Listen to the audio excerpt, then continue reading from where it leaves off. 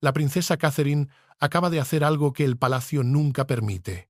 Descartó el guión de los asesores, miró a la cámara y rompió meses de un silencio calculado. La razón es más devastadora de lo que nadie imaginaba. Su hijo, el príncipe Louis, había comenzado a creer que su propia familia se avergonzaba de él. La monarquía británica, una institución forjada en el acero del ceremonial y la apariencia, tiene protocolos para cada eventualidad, para el luto, para la celebración, para la guerra, pero no tenía un protocolo para el silencio de un niño. Durante semanas, la ausencia del príncipe Louis de la vista pública se había convertido en un susurro, luego en una pregunta insistente en los pasillos de Westminster y en las redacciones de Fleet Street. Los compromisos se reorganizaban, los horarios se alteraban y el príncipe más joven, el destello de energía impredecible de la familia, simplemente se había desvanecido. Sucedió como lo hacen todos los desastres reales. Silenciosamente, detrás de puertas cerradas, el Palacio de Buckingham no ofrecía ninguna explicación. Este muro de silencio no era un descuido, era una directiva, una fortaleza construida por el príncipe William, heredero al trono, atormentado por el fantasma de su propia infancia, expuesta y diseccionada por un mundo insaciable. William creía que la privacidad absoluta era el único escudo que podía ofrecer a su hijo. Protegería a Louis de la especulación, de los titulares, de la cicatriz permanente que deja el escrutinio real sobre la piel de un niño. Catherine, la princesa de Gales, comprendía ese instinto primario. Ella, más que nadie, conocía las grietas en la jaula dorada. Pero a medida que los días se convertían en semanas, empezó a ver que el silencio, concebido como un santuario, se estaba convirtiendo en una prisión. Estaba creando un veneno diferente, uno que no provenía del exterior, sino que crecía desde dentro. El detalle que lo cambió todo no fue un informe médico ni una filtración de un informante. Fue una comprensión devastadora. Louis había comenzado a creer que su condición se ocultaba no por protección, sino por vergüenza. El silencio de su familia se había traducido en su mente joven como el juicio de la corona. Y en ese momento, Catherine supo que el protocolo Windsor había fallado, porque estaba protegiendo al príncipe, pero rompiendo al niño. Para entender la fractura, debemos retroceder en el tiempo. La enfermedad del príncipe Louis había comenzado como una sombra, una infección respiratoria estacional que los médicos inicialmente descartaron como algo común. Pero la sombra no retrocedió. El cansancio se aferró a él, un peso invisible que apagó su luz. Una mañana apartó su desayuno sin hablar, un gesto tan ajeno a su carácter que el aire en la habitación se congeló. Apuntó a su pecho y le dijo a William que se sentía demasiado cansado para comer. La corona siempre ha reclamado control sobre el tiempo. Cada momento de la vida de un miembro de la realeza está contabilizado. Pero la línea de tiempo de la recuperación de Louis no solo tenía agujeros, tenía heridas. El punto de no retorno, el momento que Catherine describiría más tarde como un quiebre en el tejido de su realidad, ocurrió durante un ensayo privado en el castillo de Windsor. Se suponía que sería un regreso suave, una práctica lejos de las cámaras y la presión, un regreso a la normalidad. A mitad de la mañana, Louis se detuvo, buscó la mano de su madre y susurró que no podía respirar. El mundo se detuvo. Catherine se arrodilló a su lado al instante, sus manos envolviendo las de él, sintiendo un frío antinatural a pesar del calor de la estancia. Con una calma clínica que ocultaba un pánico absoluto, William desalojó la sala, dejando solo al equipo médico. Él personalmente se encargó de que George y Charlotte fueran llevados a otra parte de la residencia. Se negó a que presenciaran la lucha de su hermano, a que esa imagen se grabara en sus memorias. Ese momento no fue un simple susto médico, fue una crisis dinástica silenciosa. En ese instante, la enfermedad de un niño se convirtió en un secreto de Estado, protegido por un padre aterrorizado. La directiva de William fue inmediata y absoluta. Todos los compromisos que involucraran a Louis quedaban suspendidos. Creía que una ceremonia perdida importaba infinitamente menos que la salud de su hijo. Nadie podía discutir esa lógica. Pero la monarquía no opera solo con lógica, opera con simbolismo. Los asesores principales, hombres y mujeres, cuyo trabajo es navegar por la traicionera interfaz entre la vida privada de la realeza y la percepción pública, advirtieron que las ausencias repetidas atraerían preguntas. Un príncipe no desaparece sin más. Querían una explicación controlada, un comunicado que llenara el vacío antes de que la especulación lo hiciera. William Senegu no permitiría que la recuperación de su hijo se convirtiera en una narrativa pública mientras el propio niño todavía estaba asustado e incierto. Pero el silencio no solo protegió a Luis, comenzó a afectar a los otros niños de maneras que los padres, consumidos por la crisis, no comprendieron al principio. George, el futuro rey, entendió que se esperaba de él una calma estoica. Intentaba ser más fuerte para todos, pero una noche le hizo a William una pregunta que reveló la carga que llevaba.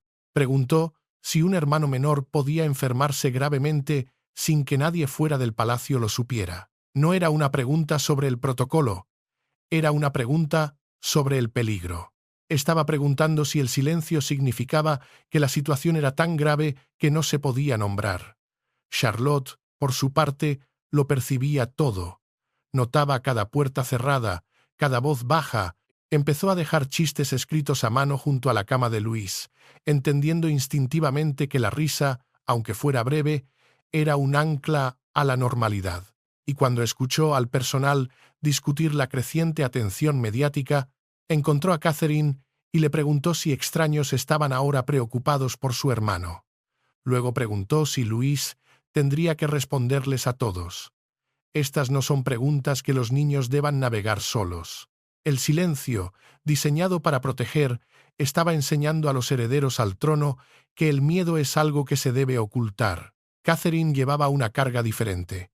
Mientras tranquilizaba a Charlotte, ocultaba sus propias noches de insomnio. Mientras protegía a William de sus miedos más oscuros, él hacía lo mismo por ella. Su amor permanecía firme, pero el agotamiento estaba convirtiendo la ternura en un silencio cauteloso. Y en el centro de todo estaba Louis, lo suficientemente mayor para reconocer el miedo en los rostros de quienes lo rodeaban, pero demasiado joven para entender el complejo protocolo que lo generaba. La confrontación entre Catherine y William llegó a un punto crítico una noche, después de que los niños se hubieran acostado. Ella había escrito su propia declaración. Colocó las páginas manuscritas ante él. A su lado yacía el borrador aprobado por el palacio, un documento pulido, cuidadoso y completamente vacío de emoción. Para cualquiera que no lo sepa, una declaración aprobada por el palacio es un texto esterilizado por asesores reales, diseñado para proteger la privacidad y evitar la confusión. Pero para Catherine, esas frases eran una mentira. Describían la recuperación sin admitir el miedo, mencionaban el progreso sin revelar lo que la familia había soportado. Eran las palabras de la institución, no de una madre. William leyó la primera línea y sacudió la cabeza de inmediato. Le recordó que un solo mensaje público sería reproducido, analizado y recordado mucho después de que su hijo hubiera superado la enfermedad. Estaba preparada para ver la recuperación de su hijo discutida por personas que nunca lo habían conocido. Su voz se elevó, luego se quebró.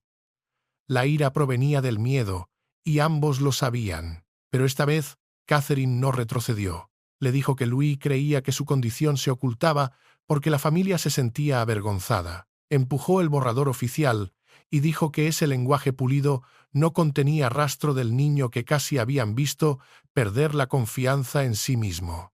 El manuscrito de Catherine no era una simple declaración, era un acto de rebelión. Era la verdad escrita en tinta, desafiando el silencio escrito en piedra. Catherine continuó, su voz firme pero cargada de una pena controlada. Señaló que George y Charlotte habían aprendido a bajar la voz cada vez que se mencionaba la salud de Luis. Su hijo mayor vigilaba cada puerta cerrada, interpretando el silencio como un presagio. Su hija dejaba chistes junto a la cama de su hermano porque entendía que la risa se había convertido en parte de su medicina. El silencio ya no protegía a un solo niño. Estaba moldeando a los tres, enseñándoles que el dolor familiar era un secreto vergonzoso. Y entonces le dijo a William algo que finalmente rompió sus defensas, algo que trascendía el protocolo y la estrategia mediática. Louis había hecho una petición. Quería agradecer a los profesionales médicos que lo habían hecho sentir seguro. Quería que George y Charlotte supieran que su ayuda importaba. Y, sobre todo, no quería que la gente pensara que había desaparecido porque no era lo suficientemente valiente. Esas no eran las palabras de un príncipe. Eran las de un niño luchando por su propia narrativa. William se sentó. Se cubrió el rostro por un momento y, en un acto de vulnerabilidad casi sin precedentes para un futuro rey, admitió que sus decisiones no solo habían sido impulsadas por la privacidad, sino por su propio terror a perder el control. El fantasma de Diana, cuya vida fue devorada por la atención pública, siempre había estado en la habitación. Él estaba tratando de proteger a su hijo del destino de su madre, pero en el proceso estaba creando un tipo diferente de jaula. Juntos, en el silencio de la noche de Windsor, llegaron a un acuerdo. Catherine podía hablar, pero protegería los detalles médicos mientras reconocía la gravedad del viaje. La verdad sería revelada, pero con límites. Sin embargo, el poder en la monarquía no reside en dos personas, por muy importantes que sean. Había una autoridad final que podía detener el mensaje, un hombre que entendía el peso de la corona mejor que nadie. El rey Carlos recibió el borrador después de una reunión informativa vespertina. Despidió a sus asesores antes de leerlo, buscando el silencio que la corona rara vez permite. Leyó las páginas 2 veces. Cuando llegó a la línea sobre un niño que confundía la privacidad con la vergüenza, se quitó las gafas y las dejó sobre el escritorio. Esas palabras lo perturbaron profundamente. El deber real a menudo enseña la contención antes de que los niños comprendan su costo. Louis había sido protegido del escrutinio, pero esa misma protección había comenzado a hacerlo sentir invisible. William llegó poco después, preparado para defender la decisión. Pero Carlos solo hizo una pregunta, una que atravesó todas las capas de estrategia y política palaciega. ¿La declaración servía realmente a Louis o simplemente aliviaba el miedo de los adultos que lo rodeaban? William defendió el juicio de Catherine, pero admitió la verdad del riesgo. Una vez que la grabación saliera, la familia perdería el control de la historia. Los reporteros examinarían las ausencias, cuestionarían las decisiones y buscarían detalles que la familia había ocultado deliberadamente. Los funcionarios de comunicaciones ya habían preparado una versión más segura de la declaración, una que eliminaba la petición de Louis de agradecer a quienes lo apoyaron. Carlos rechazó esa versión al instante. Una declaración despojada del propio significado del niño, decidió, protegería a la institución mientras fallaba a la persona en su centro. Dio su aprobación con una condición inquebrantable. Louis tenía que escuchar cada palabra antes de que se publicara la grabación y entender exactamente lo que el público aprendería. La corona, por una vez, pondría la vulnerabilidad de un niño por encima de su propia imagen impenetrable. El acto final de aprobación no tuvo lugar en una sala del trono ni en una oficina del palacio, sino en la tranquila privacidad de los aposentos familiares. Catherine se sentó con su hijo y le leyó la versión final de sus propias palabras. Louis escuchó con una seriedad inusual para su edad, su rostro atento mientras su madre hablaba de su viaje. Cuando terminó, hubo un silencio. Luego, Louis corrigió una frase. No quería que ella dijera que simplemente estaba mejorando. La palabra se sentía débil, pasiva. Él quería que todos supieran que se estaba poniendo fuerte otra vez. Era una distinción sutil, pero monumental. Mejorando es algo que te sucede. Poniéndose fuerte es algo que tú haces. Con esa simple corrección, el príncipe Louis, de forma silenciosa e inequívoca, reclamó la autoría de su propia historia. Catherine cambió la frase de inmediato, su corazón lleno de una mezcla de orgullo y alivio.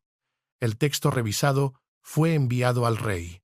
La aprobación de Carlos regresó no como un decreto formal, sino como una nota manuscrita. Decía que la verdad, entregada con contención, podía proteger a la corona con más honestidad que el silencio.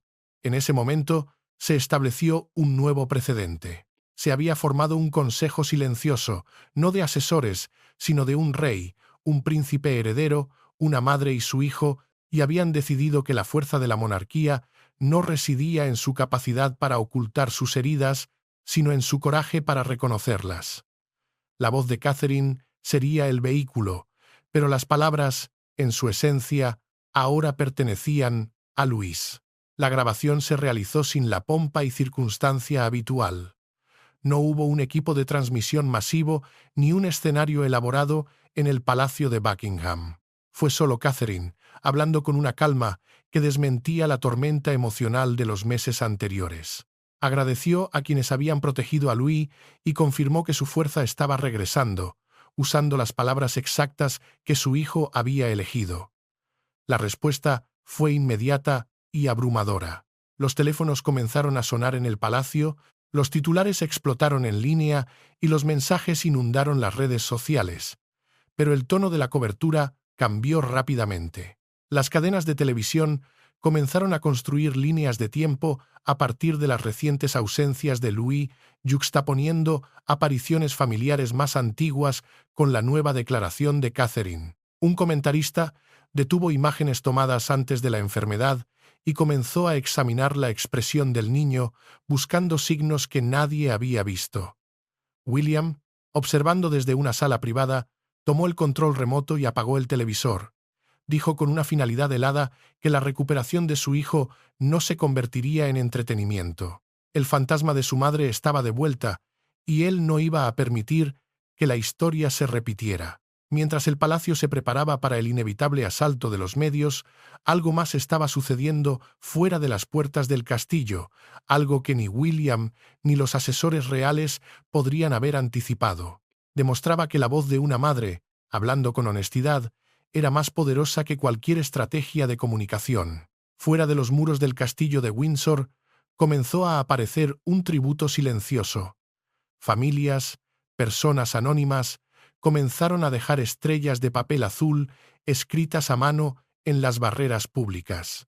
Llevaban las mismas palabras que Louis había elegido, poniéndose fuerte otra vez. Al principio eran unas pocas, luego docenas, luego cientos. Las estrellas se multiplicaron, cada una con un mensaje para Louis o para otro niño que enfrentaba una recuperación difícil. El castillo de Windsor, uno de los principales símbolos de la monarquía, había sido testigo de celebraciones, lutos e incertidumbre nacional. Ahora, sus puertas albergaban algo más íntimo, la prueba de que el miedo de una familia había conectado con miles de otras. Un periódico colocó la expresión serena de Catherine en su portada bajo las palabras «La voz de una madre». Una línea más pequeña repetía la frase de Louis. Ese titular importaba, no lo presentaba como débil o roto. Presentaba la recuperación como un acto de coraje y colocaba la honestidad de una madre por encima del espectáculo del palacio. Por supuesto, algunos comentaristas todavía exigían respuestas. Cuestionaban por qué el palacio había permanecido en silencio y por qué las ausencias anteriores no se habían explicado.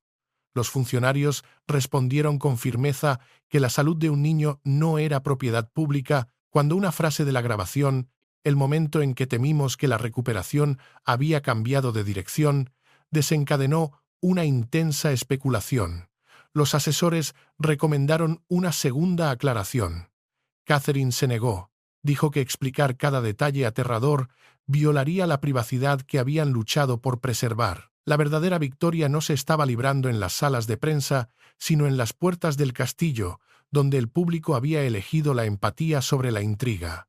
El verdadero punto de inflexión, el que realmente importa, no ocurrió frente a una cámara. Sucedió cuando William encontró a Louis sentado en silencio después del anuncio, ya no rodeado de médicos o hermanos protectores. William entró en la sala del jardín privado de la familia y encontró a su hijo esperando. Ignoró la silla a su lado y se sentó en el suelo, poniéndose al nivel del niño. Luego hizo una pregunta simple. ¿Cómo se sentía ahora que la gente lo sabía? Louis dudó antes de responder. Dijo que había notado que su padre dejaba de hablar de eventos reales cada vez que él entraba en la habitación. Un compromiso real, que antes le sonaba emocionante, se había convertido en un tema prohibido. El niño había comenzado a creer que todos pensaban que nunca sería lo suficientemente fuerte para asistir a uno de nuevo. William había eliminado toda mención del deber para proteger a Louis de la presión, pero esa elección había hecho que su hijo se sintiera excluido de su propio futuro. El silencio, una vez más, había comunicado un mensaje no deseado. Luego, Louis reveló algo que su padre nunca había sabido. Durante la semana más difícil, había escuchado a William llorar fuera de su habitación. El niño había fingido estar dormido porque no sabía cómo consolar a su padre. Esa confesión rompió la contención que el futuro rey había llevado durante meses. William abrazó a su hijo y admitió que la valentía no significaba no sentir miedo nunca. Significaba hablar incluso cuando el miedo hacía que el silencio fuera más fácil. Fue una revelación que cambió la dinámica de poder en la habitación, no entre un rey y un príncipe, sino entre un padre y un hijo. Aferrado a su padre, Louis tomó una decisión propia. Quería regresar, pero no a través de una gran ceremonia. Quería hacerlo en un pequeño compromiso familiar, donde George y Charlotte pudieran permanecer a su lado. La idea vino de él, no de un asesor. Juntos, los padres acordaron que no habría ninguna declaración, ninguna aparición escenificada y ninguna presión hasta que su hijo se sintiera personalmente preparado. El regreso de Louis tuvo lugar en una pequeña reunión familiar conectada a un proyecto comunitario infantil. No hubo publicidad anticipada, ni discurso formal, ni exigencia de que actuara para el público. Un proyecto comunitario es un esfuerzo organizado para apoyar a las familias locales y este le permitió volver a entrar en la vida real sin el peso de una ceremonia mayor. Al llegar, Louis se detuvo antes de entrar. El mundo contuvo la respiración.